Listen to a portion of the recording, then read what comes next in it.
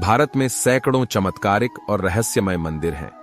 ऐसा ही एक श्री कृष्ण मंदिर भारतीय राज्य केरल के थिरुवरप्पू में स्थित है। कहते हैं कि यह मंदिर 1500 वर्ष पुराना है। कहते हैं कि इस मंदिर में रखी भगवान श्री कृष्ण की मूर्ति को 10 बार भोग लगाया जाता है।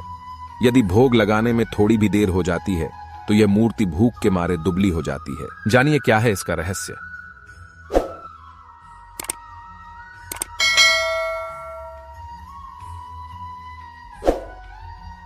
दस बार लगाया जाता है भगवान के विग्रह को भोग।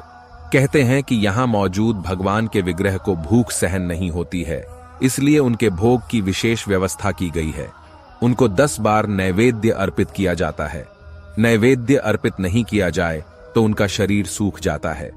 यह भी जनश्रुति है कि प्लेट में से थोड़ा थोड़ा करके नैवेद्य गायब हो जाता है। मान्यता है कि यह नैवेद्य भगवान श्री कृष्ण खुद ही खा लेते हैं। आदि शंकराचार्य ने भी माना इस विग्रह का चमत्कार।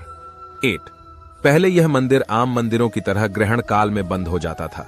2 परंतु एक बार यह देखा गया कि ग्रहण खत्म होते होते उनका विग्रह सूख जाता है।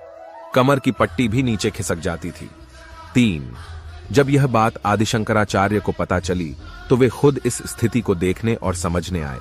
सच्चाई को जानकर उन्हें भी आश्चर्य हुआ। 4 तब उन्होंने व्यवस्था दी कि ग्रहण काल में भी मंदिर को बंद नहीं किया जाए और प्रभु को समय पर भोग लगाए जाएं।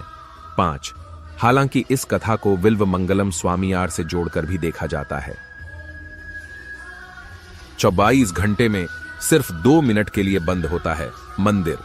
आदि शंकराचार्य के निर्देश के बाद से ही यह मंदिर 24 घंटे में मात्र 2 मिनट के लिए ही बंद होता है।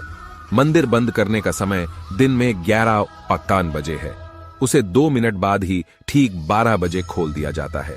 पुजारी को मंदिर के ताले की चाबी के साथ कुल्हाड़ी भी दी गई है।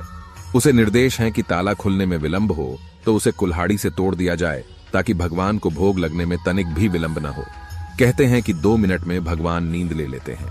अभिषेक के दौरान भूख से सूख जाती है मूर्ति।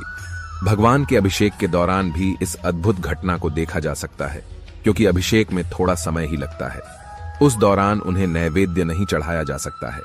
अतः नित्य उस समय विग्रह का पहले सिर और फिर पूरा शरीर सूख जाता है।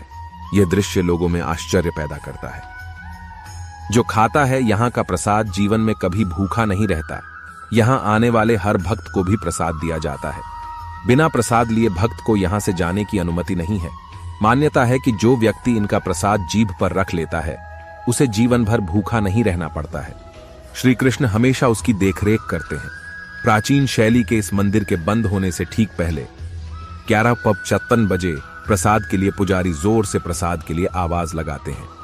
इसका कारण मात्र यही है कि यहां आने वाला कोई भी भक्त प्रसाद से वंचित न रह जाए। भूख लगने से जुड़ी कथा। मंदिर से जुड़ी किंवदंतियां हैं कि वनवास के दौरान पांडव श्री कृष्ण की मूर्ति की पूजा करते और उनको भोग लगाते थे। उनका वनवास यही तिरुवरप्पू में समाप्त हुआ और मछुआरों के अनुरोध पर उन्होंने इस मूर्ति को यहीं छोड़ दिया था। मछुआरों ने ग्राम देवता के रूप में वहां पर श्री कृष्ण को पूजना प्रारंभ किया। लेकिन जब वे संकटों से घिर गए तब एक ज्योतिष ने बताया कि आप लोग पूजा ठीक तरह से नहीं कर पा रहे हो। तब उन मछुआरों ने उस मूर्ति को एक समुद्री झील में विसर्जित कर दिया। फिर कालांतर में केरल के एक ऋषि विल्वमंगलम स्वामीयार नाव से यात्रा कर रहे थे तो उनकी नाव एक जगह जाकर अटक गई। लाख प्रयास करने के बाद भी नाव आगे नहीं बढ़ी। तब उन्होंने नीचे डुबकी लगाकर देखा तो वहां एक मूर्ति थी। उन्होंने उसे बाहर निकाला और नाव में रख लिया। फिर वे नाव से उतरकर एक वृक्ष के नीचे कुछ देर आराम करने के लिए रुके और पास में ही उन्होंने वह मूर्ति भी रख दी। एक झपकी लेने के बाद जब वे उठे तो उन्होंने उस मूर्ति को भी उठाने का प्रयास किया, परंतु वह मूर्ति वहीं भूमि पर चिपक गई थी। ग्रामीणों की मदद से लाख कोशिश करने के बाद भी मूर्ति को वहां से हिला भी नहीं सके तो वहीं पर मूर्ति की प्रतिष्ठा कर दी गई। बाद में यह जाना गया कि इस मूर्ति में कृष्ण का भाव कंस को मारने के बाद के क्षणों का है, जबकि उन्हें बहुत भूख लगी थी। इस मान्यता के चलते तभी से यहां पर निरंतर भोग लगाया जाता है।